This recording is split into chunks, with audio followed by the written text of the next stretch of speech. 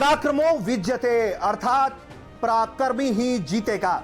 इस ध्येय वाक्य के साथ जब सैनिक युद्ध के मैदान में बढ़ते हैं तो दुश्मन के नसीब में या तो पराजय लिख जाता है या फिर उसका वध तय है।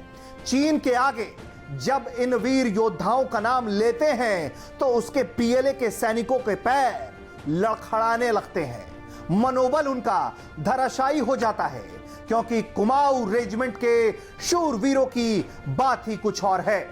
देश का पहला परमवीर चक्र दिलाने और तीन थल सेना अध्यक्ष देने सहित तमाम उपलब्धियां हासिल करने वाली कुमाऊं रेजिमेंट के बारे में हम इस वीडियो में दोस्तों बात करने जा रहे हैं।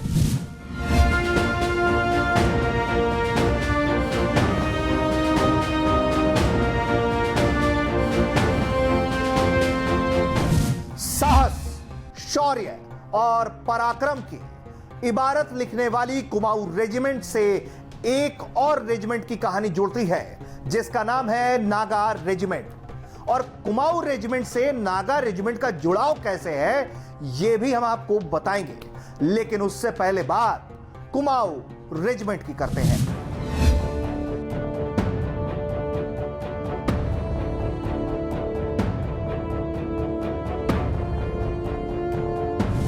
कुमाऊं रेजिमेंट की शुरुआत की बात करें तो इसकी जड़ें हैदराबाद से जुड़ी हुई हैं, जहां साल 1788 में नवाब सलावत खां की रेजिमेंट के रूप में इसकी नींव पड़ी।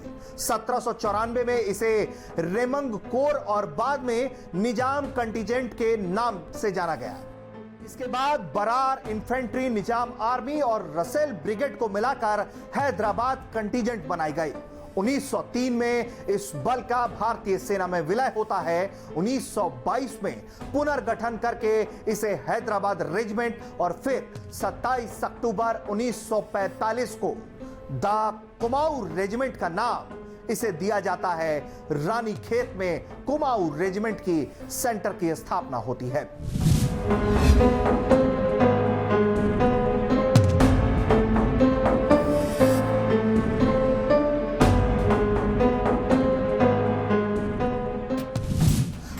विश्व युद्ध में कुमाऊं रेजिमेंट ने फ्रांस, टर्की, फिलिस्तीन, पूर्वी अफ्रीका और अफगानिस्तान में ख्याति प्राप्त की। द्वितीय विश्व युद्ध में रेजिमेंट की पलटनों ने मलाया, बर्मा और उत्तरी अफ्रीका जैसे देशों में अपना पराक्रम का लोहा मनवा दिया। ये तो ऐतिहासिक तथ्य रहे। आगे हम कुमाऊं रेजिमेंट के चीन पाक युद्ध, नागा रेजिमेंट को कैसे खड़ा किया गया, ये सब कुछ हम आपको बताएंगे। उससे पहले ये जान लीजिए कि हम जिस कुमाऊं रेजिमेंट की बात कर रहे हैं वो कितनी पराक्रमी है।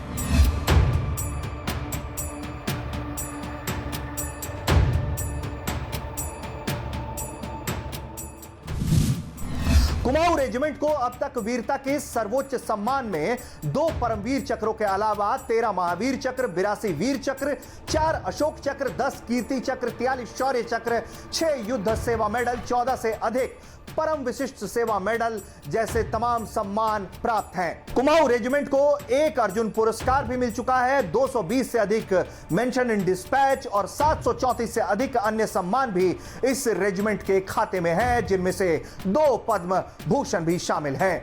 4 कुमाऊं रेजिमेंट की डेल्टा कंपनी ने मेजर सोमनाथ शर्मा के नेतृत्व में वीरता के झंडे गाड़े। इस ऑपरेशन में अदम्य साहस का परिचय देते हुए मेजर सोमनाथ ने पाकिस्तानी कबायली हमले का मुंहतोड़ जवाब देते हुए दुश्मनों के दांत खट्टे कर दिए थे। मरणोपरांत उन्हें देश का पहला परमवीर चक्र मिला।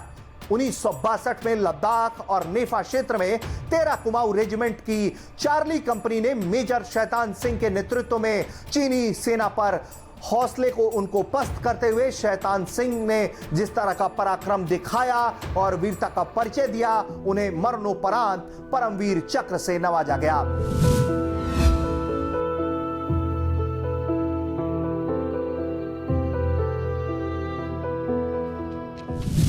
साल 1962, 18 नवंबर की सुबह का वक्त था। अचानक गोलीबारी से लद्दाख की चुशूल घाटी गूंज उठी। जानते हैं क्यों?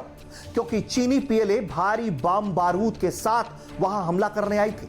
उन सैनिकों की तादाद 5 से 6 हजार थी, लेकिन उनके सामने तैनात थी 13 कुमाऊं की एक टुकड़ी, जिसके जिम्मे उस इलाके की सुरक्षा थी। सैन्य टुकड़ी में 120 जवान थे। बहुत अच्छे इंफ्रा सपोर्ट भी नहीं था। तत्काल उन्हें पीछे से मदद मिलनी असंभव जैसी थी, लेकिन इन रणबांकुरों ने अपने सिर पर कफन बांधकर दुश्मनों की ईंट से ईंट बजाने का फैसला किया। मेजर शैतान सिंह के नेतृत्व वाली इस टुकड़ी ने जो किया, उसकी मिसाल आज भी दुनिया देती है, उसकी कायल आज भी दुनिया है। मेजर शैतान सिंह की टुकड़ी ने आखिरी आदमी, आखिरी राउंड, आखिरी सांस तक की लड़ाई लड़ी। 13 कुमाऊं के 120 जवानों ने चीन के लगभग 1300 के करीब सैनिकों को मार गिराए, लेकिन विशाल सेना के सामने कब तक टिकते? उनमें से 114 मातृभूमि की रक्षा के प्रति खुद को कुर्बान कर गए। 6 जिंदा बचे थे, लेकिन चीनी सैनिक युद्धबंदी बनाकर ले गए। लेकिन यह कुमाऊं रेजिमेंट की ही खासियत थी, कुमाऊं के जवानों की खासियत थी कि वो चमत्कारिक रूप से उनकी चंगुल से बचकर निकल गए और चीन के दांत उन्होंने खट्टे किए। चीन आज भी उस लड़ाई को याद करके डरता है।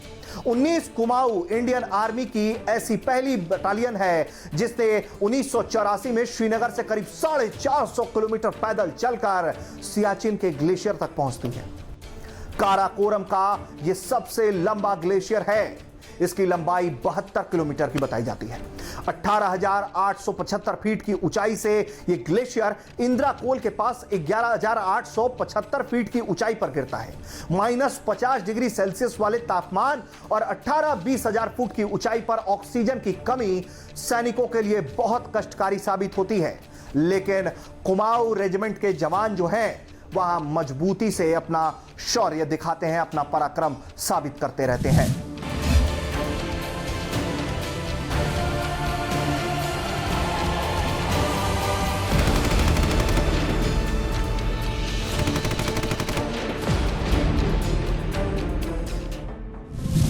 आज के वक्त में ग्लेशियर की 110 किलोमीटर लंबी एजीपीएल पर दोनों देशों के करीब 10,000 जवान तैनात हैं। दुनिया का सबसे ऊंचा युद्ध का मैदान अपनी कठिन मौसमीय दशाओं के चलते सैनिकों के लिए जानलेवा बना हुआ है।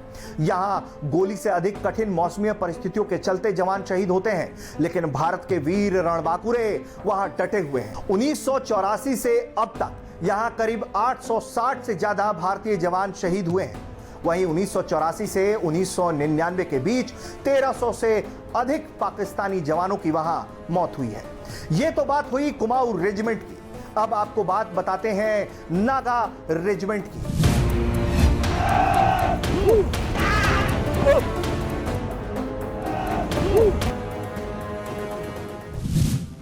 कुमाऊं नागा रेजिमेंट का गौरवशाली इतिहास स्वर्णिम अक्षरों में दर्ज है। कुमाऊं रेजिमेंट ने रानी खेत में ही नागा रेजिमेंट को खड़ा किया और नागालैंड वासियों का इससे दिल जीता।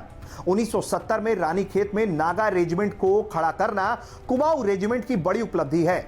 इससे रेजिमेंट ने नागालैंड वासियों का दिल भी जीता और अपना लोहा भी मनवाया। 11 फरवरी 1985 को रानी खेत में ही नागा रेजिमेंट की दूसरी बटालियन खड़ी की गई। इसमें मुख्यतः नागा जो रेजिमेंट है उसमें नागालैंड के जवानों की भर्ती होती है। ट्रेनिंग के दौरान उन्हें हिंदी बोलना भी सिखाया जाता है और उन्हें विषम परिस्थितियों में जीने के लिए तैयार किया जाता है। स्थापना के तुरंत बाद ही नागा रेजिमेंट जो है वो बांग्लादेश मुक्ति संग्राम में उसने हिस्सा लिया।